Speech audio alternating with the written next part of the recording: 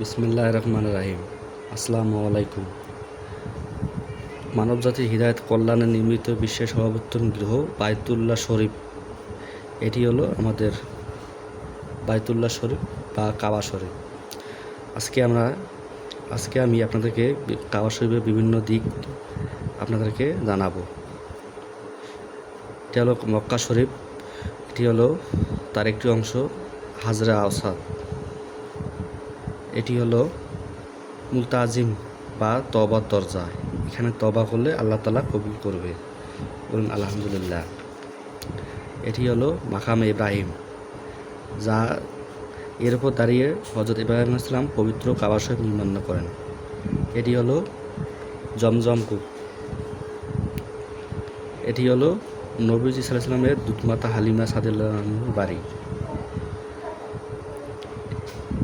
আর এটি হলো জাবালের রহমত, যা এখানে দাঁড়িয়ে হযরত মুহাম্মদ সাল্লাল্লাহু আলাইহি সাল্লাম বিদায় হজের ভাষণ দেন। এটা হলো সাহার গুহার ভিতরের দৃশ্য, যা যেখানে হযরত আবু বকর সাল্লাল্লাহু আলাইহি সাল্লাম ও হযরত মুহাম্মদ, আমাদের নবী হযরত মুহাম্মদ সাল্লাল্লাহু আলাইহি সাল্লাম হিজরতের সময় আশ্রয় গ্রহণ করেন। এটা হলো গারে হিরা, যা এখানে হযরত মুহাম্মদ সাল্লাল্লাহু আলাইহি সাল্লাম এর উপর পবিত্র কোরআনুল কারীম অবতীর্ণ হয়। আর এটি হলো যে জায়গা যেখানে হযরত ইব্রাহিম আলাইহিস সালামের প্রিয় পুত্র হযরত ইসমাইল আলাইহিস সালামকে কোরবানি দেওয়ার জন্য আল্লাহ তাআলা আদেশ দেন, যা উনি এরপর ওখানে নিয়ে আসেন। এটি হলো মসজিদুল আকসা।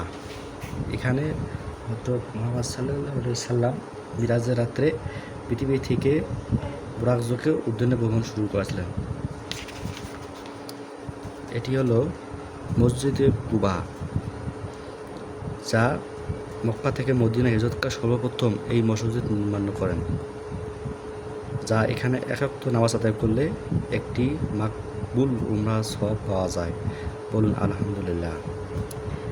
এটি হলো মসজিদে কিবলা টাইম। এখানে নবীজি এখানে একই নামাজ 2 রাকাত কিবলা বা বাইতুলের দিকে ফিরে পড়া হয়। এটি হলো মসজিদে নববী। এটি হলো মহানবী সাল্লাল্লাহু আলাইহি ওয়াসাল্লামের দ্বিতীয় পবিত্র স্থান। এখানে চিরশায়িত আছেন হযরত মুহাম্মদ সাল্লাল্লাহু আলাইহি ওয়াসাল্লাম ও তার প্রিয় সাহাবী আবু বকর ও ওমর রাদিয়াল্লাহু আনহু। এটি হলো মসজিদ নববীর মিম্বার, যেখানে দাঁড়িয়ে হযরত মুহাম্মদ সাল্লাল্লাহু আলাইহি ওয়াসাল্লাম খুতবা দিয়েছেন। এটা হলো রাসূলুল্লাহ সাল্লাল্লাহু আলাইহি ওয়াসাল্লামের মিহরাব, যেখানে দাঁড়িয়ে তিনি নামাজ আদায় করতেন। এটি হলো রওজা মুবারক। এটি হলো জান্নাতুল বাকি, যা অনেকগুলো কবর সাহিত্য করা আছে। এটি হলো ঐতিহ্যবাহী স্তর।